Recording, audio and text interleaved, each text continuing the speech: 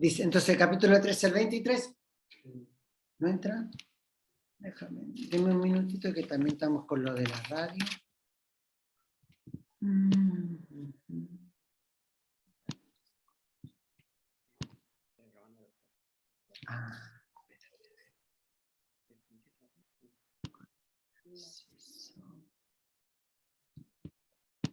Deme un minutito.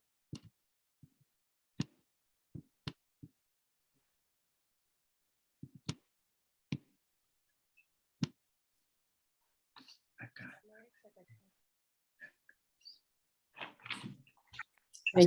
Sería G, la U mayúscula, L mayúscula, 5, S, U. Todas estas son mayúsculas. ¿Ya? Ahora sí, también estamos con, como me piden que lo haga por la radio, así que por eso que ahora Marco va a ponerlo en la radio. Vamos de vuelta. Entonces tenemos el capítulo 13 al 23 nos va a hablar de los juicios para estas naciones. Del capítulo 28 al capítulo 33 nos va a hablar de lamentos con respecto nos va a hablar de lamentos con respecto a estas naciones solamente. Y por último, del 30 y el 35, nos va a hablar de la bendición después de la tempestad. Recordemos que Isaías es un libro de muchos juicios, es un libro que siempre Dios va a enjuiciar. Ya vimos en las 4 primeras clases que era un juicio con respecto a Israel, ¿cierto? Dios enjuiciaba a Israel. Pero había una característica bastante particular y bastante interesante. ¿Cuál era esa? Era que Dios también siempre da una salida, una bendición después de la tormenta. Y es lo que nos vamos a encontrar. Desde el capítulo 13 hasta el capítulo 23 vamos a ver cargas impuestas a 9 naciones. Son 9 naciones las que son enjuiciadas por Israel por medio de la profecía de Isaías. Y todas son naciones que rodeaban a Israel. Ya sea, fueron hechos proféticos que se cumplieron a través de la historia. Todos los hechos se cumplieron ya en nuestros días, ya son todas profecías concretadas. Eran naciones que tuvieron un contacto con Israel, tuvieron un estrecho vínculo con Israel y quienes sufrieron también por mano de estas naciones. O sea, aparte de relacionarse con Israel, estas naciones también hicieron sufrir al pueblo de Dios. Pero también estas profecías son también profecías que son consideradas como profecías apocalípticas, ¿ya? Vamos a ver mucho hoy con respecto a lo que es la gran tribulación, como también son profecías que se van a cumplir en días futuros, en días por venir. Tenemos que recordar que en este momento de la historia, a Babilonia no era una gran potencia, Babilonia no era un gran reino porque fueron 100 años antes de cuando, fueron 100 años antes de que Judá fuera conquistada por Babilonia. Es el tiempo de vida de Isaías. Fueron profecías que se cumplieron 100 años después cuando vamos a ver con respecto a Babilonia. Entonces, en este tiempo de cuando Isaías escribe, Asiria no era una nación opresora, sino que era una nación que estaba comenzando a abrir. Babilonia es la primera en recibir estos mensajes en el tiempo de Isaac. No es la misma Babilonia que Daniel. Recordemos que Daniel viene después. Daniel está en el tiempo del cautiverio de Judá en Babilonia. O sea, Daniel está 100 años después que Isaías. Entonces Babilonia en esta época de la historia, en el tiempo de Isaías, era un pueblo joven, era un pueblo naciente, era un pueblo que estaba comenzando a crecer, pero que no había llegado aún a todo su apogeo político y a su apogeo militar y a su apogeo religioso también. Entonces, lo que vamos a ver en el versículo 13, puntualmente, nos vamos a dar cuenta el castigo de Dios para Babilonia, ¿ya? El castigo de Dios para Babilonia. La próxima semana vamos a tener por el GMI un seminario de Daniel, ¿ya? No vamos a tener la clase de Isaías usualmente, yo la voy a grabar este fin de semana y la voy a subir a YouTube para que no perdamos tanto tiempo, para que ustedes la puedan ver durante la semana, pero la semana que viene, de lunes a viernes, va a haber un seminario de Daniel, ¿ya? Que lo va a dar el mismo pastor que dio el seminario de Nehemías y el seminario de Ruth para que ustedes también lo puedan hacer. Esto va a ser por esto va a ser por esto va a ser por YouTube, así que van a poder también verlo si ustedes quieren. Pero la semana que viene no vamos a tener, ¿sí, Pastor Roger? ¿Me congelé o no? ¿Me escuchan? Sí, sí le escuchamos. Ya. Bueno, entonces Babilonia es el primer reino que aparece en las profecías del libro de Isaías. Pero entendamos algo. Recordemos cómo era Babilonia en el tiempo de Daniel. ¿Se recuerdan de Nabucodonosor? Y la primera profecía que Daniel ve es esta estatua de Nabucodonosor, que la cabeza era de oro, que representaba a Babilonia. Babilonia en el tiempo de Isaías también tiene una interpretación profética que tenemos que analizar a nuestras vidas. Tenemos que ver qué es lo que el mundo está, lo que se puede ver en el mundo, también cómo ese espíritu babilónico se está manifestando también en este último tiempo. Y en primer lugar, lo que nos vamos a dar cuenta es que en la Biblia, Babilonia, el lugar de Babilonia, fue un lugar de rebelión ante Dios. ¿Ya? Recordemos que la Torre de Babel, en el comienzo de la historia, después de Noé, en el mismo lugar donde estaba Babilonia, que el hombre trató de edificar la Torre de Babel. ¿Por qué? Porque era un espíritu de rebeldía, un espíritu de rebelión contra Dios. El hombre se quería rebelar contra el Señor. ¿Ya? Entonces, tenemos que Babilonia es el símbolo de la rebeldía contra Dios, que comenzó la Torre de Babel. ¿Y cuándo va a terminar esta rebeldía contra Dios? Lo encontramos, como lo estudiamos en el libro de Apocalipsis, en el capítulo 13 y en el capítulo 18, cuando nos habla de la gran Babilonia. ¿Se acuerdan? De esta ramera que el Señor castigaba y condenaba y destruía. Entonces vamos a ver el propósito final de Babilonia, también concretado en el capítulo 13 y en el capítulo 18 del libro de Apocalipsis. ¿Ya? Entonces, la profecía concreta se cumple cuando en el tiempo de Nabucodonosor, después vienen los medios persas, ¿cierto? Atacan Babilonia y la destruyen. Y si se dan cuenta, en el día de hoy no hay ningún tipo de vestigio arqueológico de lo que fuera Babilonia, ¿ya? No hay una ciudad, no hay espacio. ¿Por qué? Porque fue la profecía que Dios le diera a Isaías. La profecía histórica ya se cumplió, la profecía histórica ya está concretada. Entonces, la profecía para los últimos tiempos, también vamos a darnos cuenta de esta nueva Babilonia, la gran ramera que habla el libro de Apocalipsis y que también se va a completar. Cuando sea la venida de nuestro Señor Jesús y Él venga a destruir todo el imperio que el anticristo va a querer levantar. Dios va a permitir el levantamiento de esta última Babilonia con el propósito específico de castigar a Satanás. Pero en el tiempo de Isaías, Dios también permite que se levante Babilonia con un propósito de castigar al pueblo de Israel. Babilonia iba a ser tomada como ¿qué? Babilonia iba a ser tomada como un instrumento de disciplina para el pueblo de Israel. Y una vez que la disciplina que Dios tenía para el pueblo real fuera concreta, se tomara en sus manos, Dios también va a castigar a este pueblo por ser un pueblo pagano y por ser un pueblo idólatra. Lo vamos a ver en Apocalipsis, capítulo 13, del versículo 7 al versículo 9, ¿ya? Apocalipsis 13, del versículo 7 al versículo 9. Ahí lo vamos a encontrar. Y ahí dice así: por tanto, toda mano se debilitará y desfallecerá todo corazón de hombre, y se llenará de terror, angustia y dolores, se apoderarán de ellos, tendrán dolores como de mujer de parto, se asombrarán cada cual a mirar a su compañero, su rostro de llamas. He aquí el día terrible de Jehová, viene y de indignación y de ardor de ira, para convertir la tierra en soledad, Israel a ella, a sus pecadores. Esta es la mayor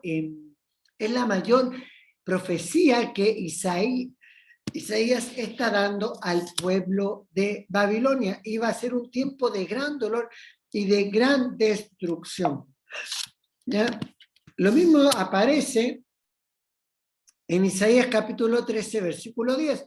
Dice, por lo cual las estrellas de los cielos y sus luceros no darán su luz, y el sol se oscurecerá al nacer, y la luz no dará su resplandor. Si nos damos cuenta, son similitudes de que la gloria de Babilonia, de que esta luz, de que este apogeo, de lo importante, de lo deslumbrante que era Babilonia, no iba a permanecer, sino que iba a ser completamente anulado. Es lo que dice el libro de Mateo 24.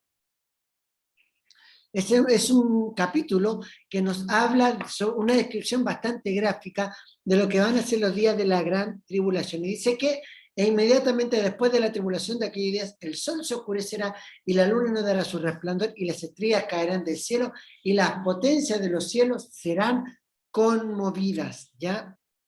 Se suena. ¿Y qué es lo que dice el libro de Apocalipsis 8, versículo 12? Que es lo que dice Apocalipsis 8:12, dice, el cuarto ángel tocó la trompeta y fue herida la tercera parte del sol y la tercera parte de la luna y la tercera parte de las estrellas para que se oscureciese la tercera parte de ellos y no hubiese luz en la tercera parte del día y asimismo en la noche. Lo que nos está describiendo la profecía de Babilonia, obviamente es esta Babilonia histórica que fue después del tiempo de Nabucodonosor, ¿cierto? Cuando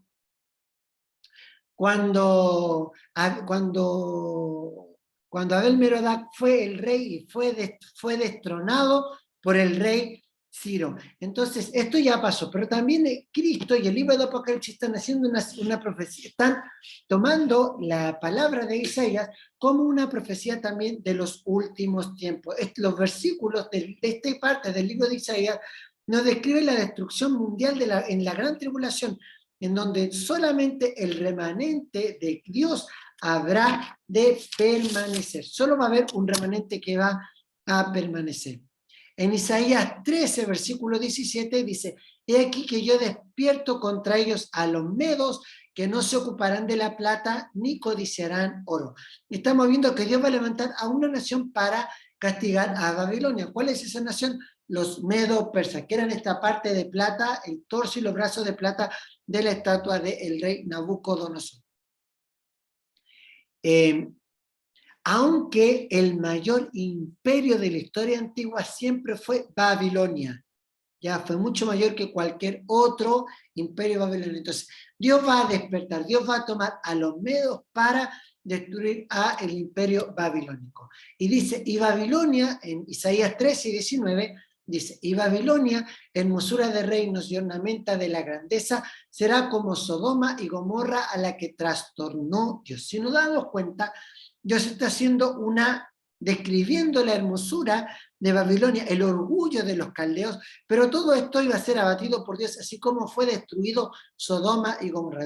Recordemos que la destrucción de Sodoma y Gomorra fue repentina y fue completa. Entonces está diciendo, así como yo destruí a Sodoma y Gomorra, también ustedes van a ser destruidos. Y Sodoma y Gomorra con Babilonia tienen una característica muy particular. Son ciudades que nunca fueron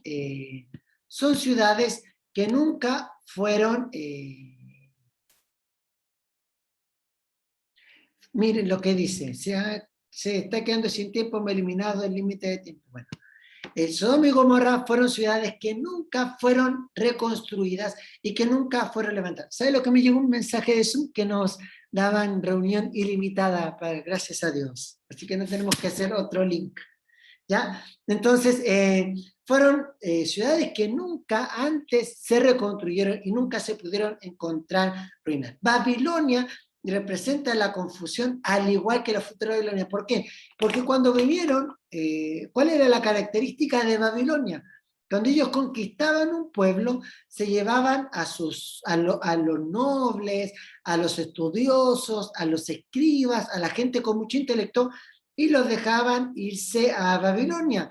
Pero ellos en Babilonia permitían una libertad de culto. ¿Qué quiere decir con esto? Que todos podían adorar al Dios que querían. Obviamente que hay etapas en donde Nabucodonosor o algunos reyes quisieron obligar al pueblo a venerar sus imágenes y sus dioses, pero en Babilonia existía la posibilidad de que todos pudieran adorar a todos los dioses. Entonces era un lugar de mucha confusión espiritual, había un lugar de mucha confusionismo espiritual. El lugar donde estaba ubicada Babilonia era aproximadamente a 14 kilómetros del río Éufrates. ¿Ya? Babilonia estaba ubicada aproximadamente a 14 kilómetros del río Éufrates. Este río tenía como una especie de canal, como una especie de brazo que pasaba por medio de la ciudad y permitía que la ciudad fuera nutrida, abastecida de agua. ¿Ya? Dice en el versículo 13-21, dice que en Babilonia cuando sea destruida, dice, si uno que dormirán las fieras del desierto y sus casas se llenarán de hurones, allí habitarán avestruces y saltarán cabras salvajes. Damos cuenta que Babilonia iba a ser destruida e iba a ser guarida de animales salvajes. Pero lo que nos llama la atención es el término cabras. ¿Por qué? Porque la cabra es una tipificación del diablo, ¿cierto? Todos sabemos que los satánicos utilizan una imagen de un hombre con una cabeza de cabra como para referirse al diablo. Entonces Babilonia era un lugar en donde el diablo también había establecido su imperio y también tenemos la convicción de que en el último tiempo el diablo establecerá su gobierno mundial en donde él buscará ser adorado, en donde él buscará ser venerado por toda la humanidad. Entonces Babilonia era la sede también de la idolatría, era el lugar de mayor idolatría en el mundo antiguo. Y es lo mismo que vamos a ver, la Babilonia que vamos a encontrar en Apocalipsis, en el libro de Apocalipsis, ¿cierto? El origen del pecado, cómo se muestra el anticristo, va a tomar su reino en esta ciudad. Muchos dicen que Babilonia se va a volver a reconstruir. Yo creo que no va a ser tan así, sino que va a ser una reconstrucción bastante simbólica. ¿Por qué? Porque el libro de Apocalipsis también habla de una ciudad que está cimentada sobre 7 colinas. Algunos estudiosos bíblicos y algunos comentaristas bíblicos hablan que esa ciudad puede ser Roma.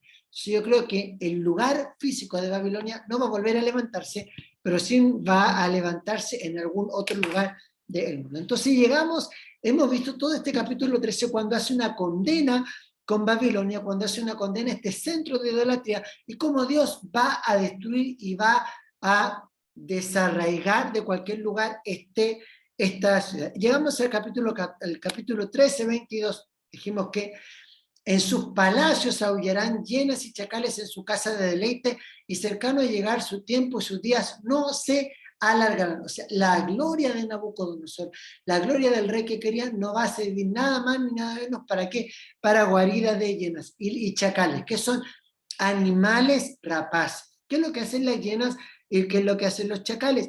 Ellos capturan la presa y se lo llevan a sus guaridas, y es allí donde ellos comen y donde se alimentan. Es decir, que es un lugar bastante insalubre, es un lugar bastante malo. Entonces, la gloria de Babilonia, Dios está como haciendo una metáfora de que no va a ser nada más ni nada menos para que los animales más rapaces, los animales de casa, puedan hacer, en la gloria de Babilonia, ellos puedan hacer su morada.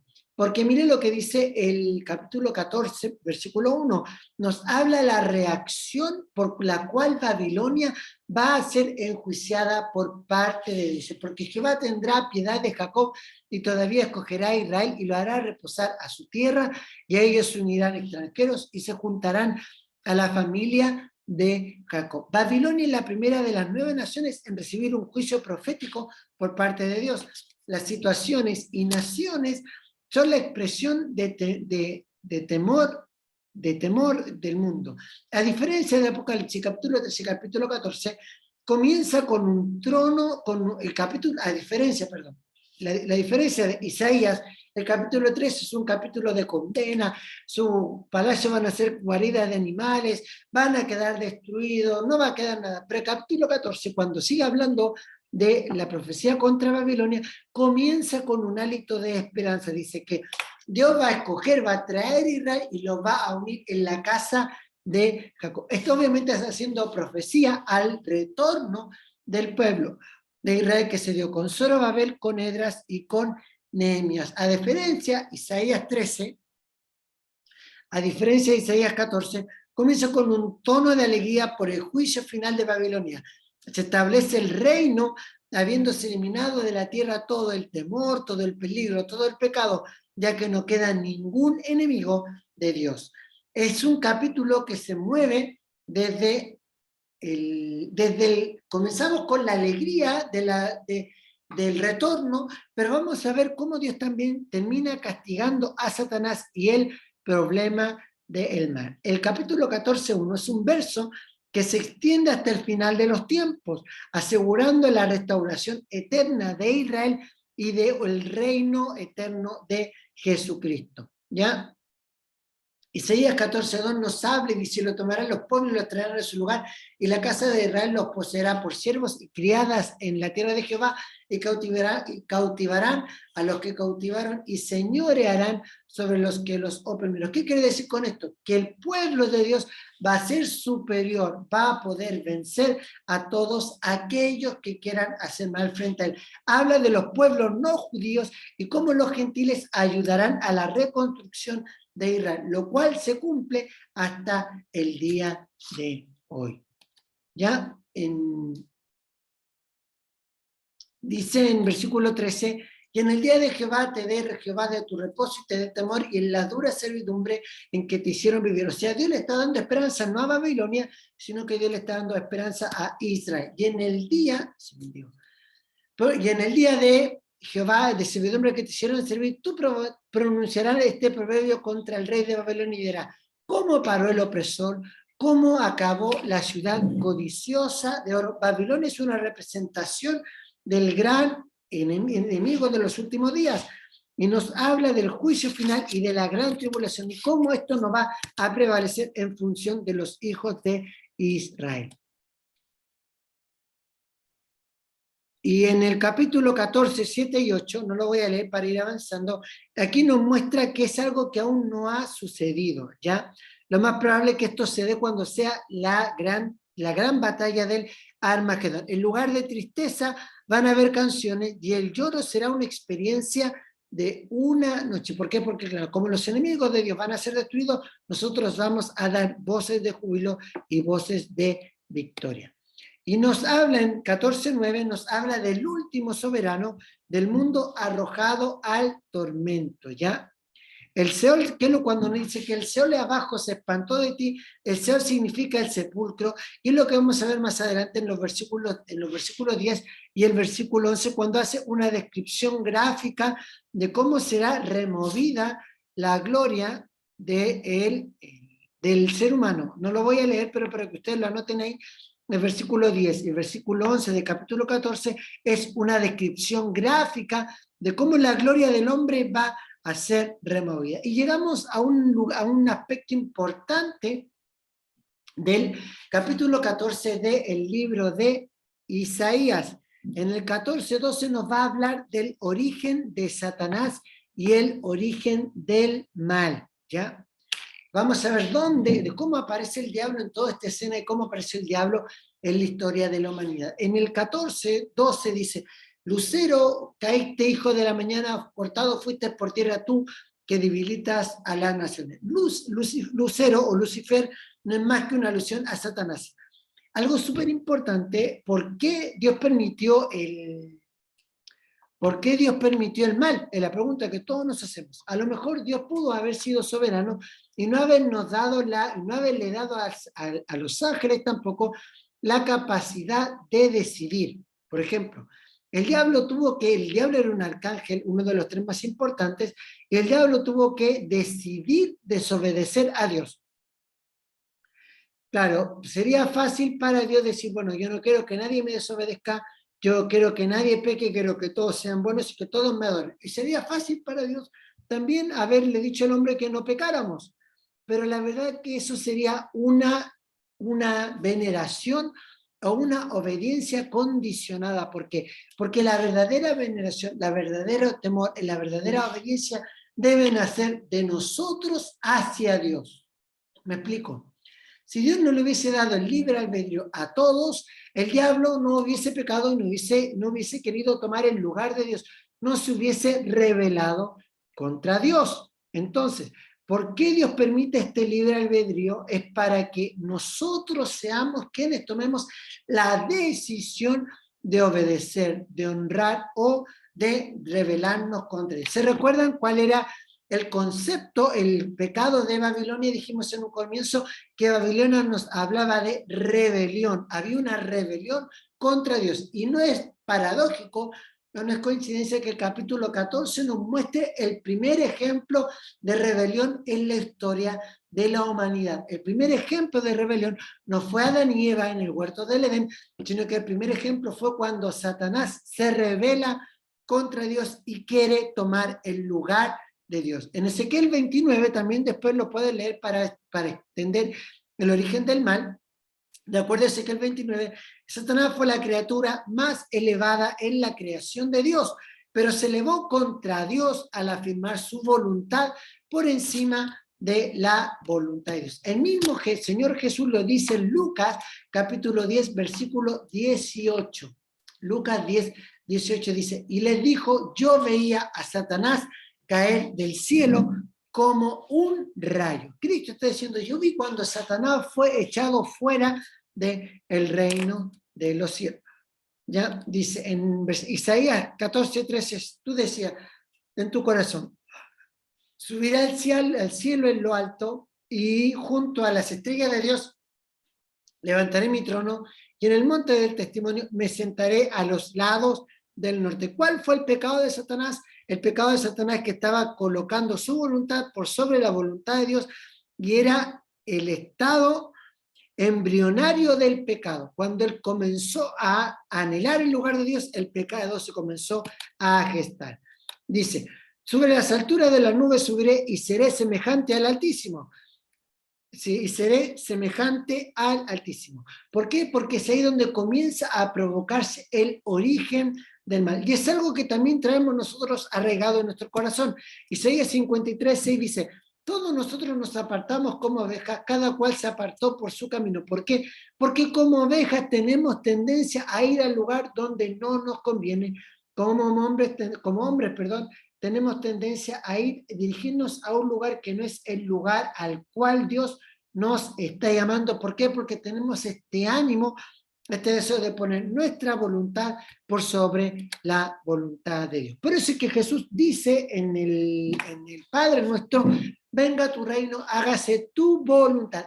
Hágase tu voluntad es que renunciemos a nuestro deseo y poder hacer la voluntad de Dios.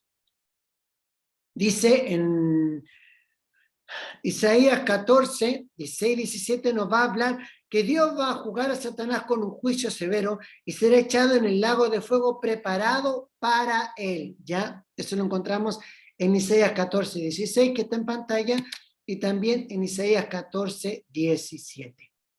Pero nos vamos a encontrar en Isaías 14, 18 con una futura rebelión de Babilonia. Babilonia estaba controlada por Satanás, fue el mismo diablo quien ofrece los reinos del mundo a Jesús. Recuerden en la tentación de Cristo, cuando el diablo le dice, si tú te adorares, yo te daré todos los reinos de la tierra. El diablo tenía el control de los reinos de la tierra porque le fue dado en el momento en que Adán y Eva pecaron. Pero ¿qué es lo que le dice Dios con el poder de la palabra? Dice, solamente al Señor tu Dios servirás y solamente a Él honrarás. Aunque no hay rastro de Babilonia, en el futuro espiritualmente será reedificada y será el lugar de gobierno mundial como la Torre de Babel construida contra Dios, verdades expresadas en Isaías 14, 24 y 25, ¿cierto? Dice, ciertamente se hará de la manera que lo he pensado y será confirmado como lo he determinado. Me quebrantaré el asirio en mi tierra y en mis montes lo hollaré y su yugo será apartado de ellos y carga quitada de su hombro. Ya, entonces llegamos a esta Babilonia, que es una representación de la Babilonia que el diablo va a levantar. ¿Por qué? Porque Babilonia representa rebelión, Babilonia representa rebeldía. El segundo juicio que vamos a ver el día de hoy es con respecto a los filisteos, a Palestina, ¿ya? El segundo juicio que nos abre el capítulo 14 y 15 es con respecto a Palestina.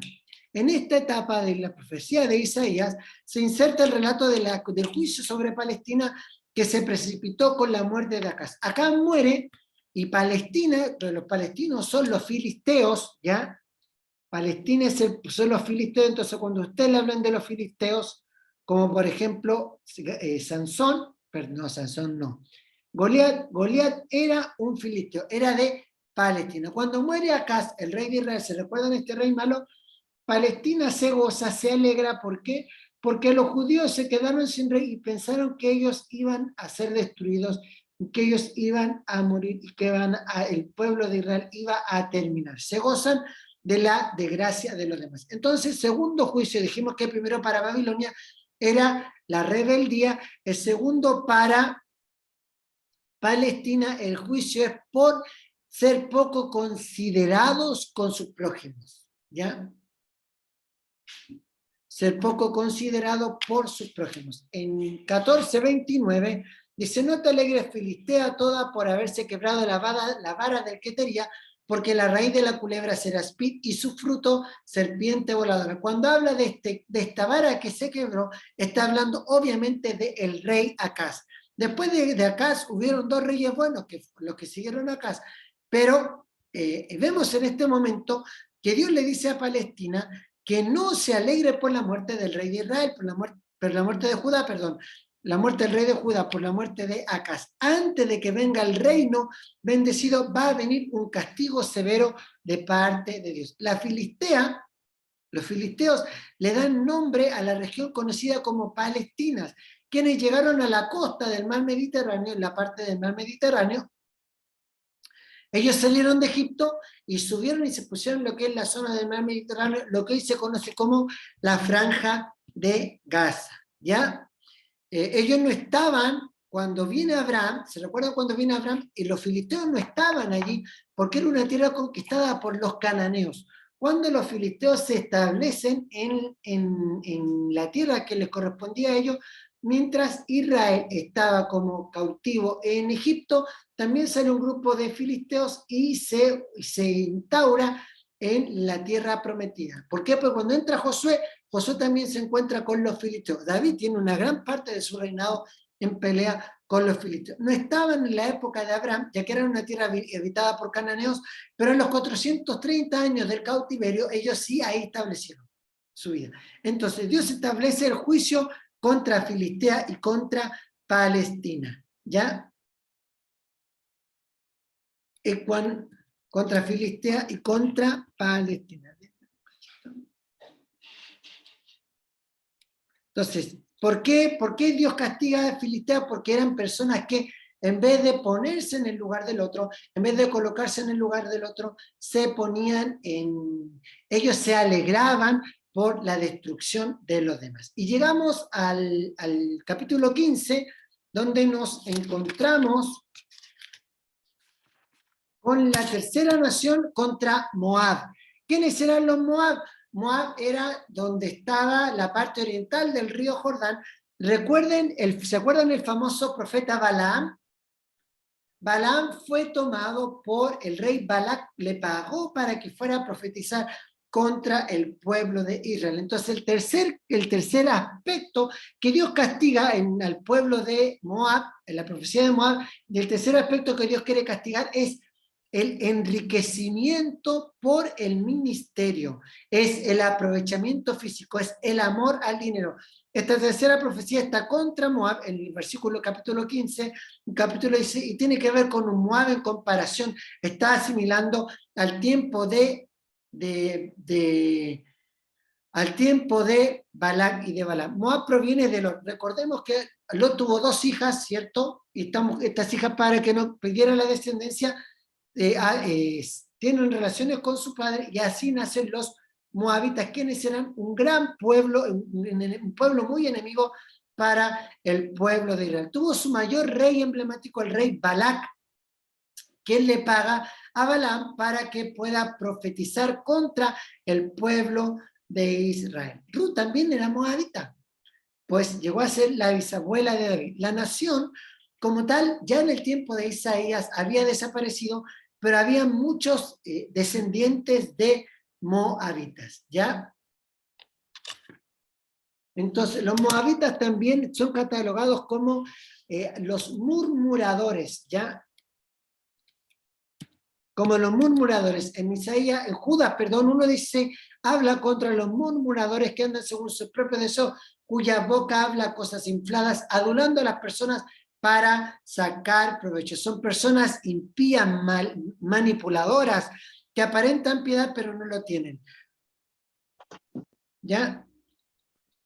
En 15:1, como dijimos, dice que de cierto Dios va a destruir a Moab. El citar que será de noche nos habla, porque dice que cierto de noche Moab será destruida, nos habla de un castigo repentino, expresado 2 veces para enfatizar que es algo que va a tocar a las naciones. Y Moab fue destruido por Asiria de una manera bastante a todos los pilló desapercibidos. Y el versículo 2 del capítulo 15 nos habla de muchas ciudades, que son ciudades que van hablando de la cercanía y cómo Moab iba a ser destruida. Todos estos lugares pertenecen a la nación de los moabitas en el tiempo de Isaías y estaban condenadas a la destrucción porque eran idólatras y disfrazaban su adoración a Dios, pero era una adoración falsa. Y eso lo vamos a encontrar en el 15:5, dice que Dios le va a dar un juicio tan severo que le da un tiempo. ¿Cuándo ese tiempo? Son 3 años aproximadamente, ¿ya? Pero Dios le da una solución a Isaías, Dios le da una solución a los moabitas. ¿Cuál es esa solución? Es la última propuesta de misericordia, que le dice, manden un cordero al Señor de la tierra hasta el monte de Sión. ¿Dónde estaba el monte de Sión? El monte de Sión estaba el templo, en otras palabras, hagan un holocausto. ¿Se recuerdan el significado del holocausto? El significado del holocausto es consagrarse, es reverencia, pero Moab no lo hace. ¿Por qué? Porque tenían una imagen de piadosos, pero no eran tal. Entonces, así hemos visto estas tres juicios. El primero, Babilonia, contra la rebelión contra Dios. El segundo, Palestina, que es cuando nosotros nos gozamos del dolor de los demás. Y en tercer lugar, los moabitas, cuando nosotros creemos que tenemos una actitud de piedad, pero es una hipocresía espiritual. ¿Por qué les quiero apuntar desde este punto de vista los juicios a las naciones? Porque fueron las causas por las cuales Dios enjuició a estos pueblos. Y también podamos hacer un análisis a nosotros mismos, cuáles de esos aspectos se manifiestan, y que también podamos hacer un análisis en nuestras iglesias. ¿Cuáles son los aspectos que se están manifestando? Vamos a terminar el día de hoy ahora, porque las niñas están haciendo un campamento en la Iglesia de la Gracia y comienzan en un ratito, así que por eso hemos un poco agotado la clase. Nos vamos a ver la próxima semana. Yo voy a tratar de grabar la clase que viene por YouTube para que puedan verla y para que puedan tenerla y para que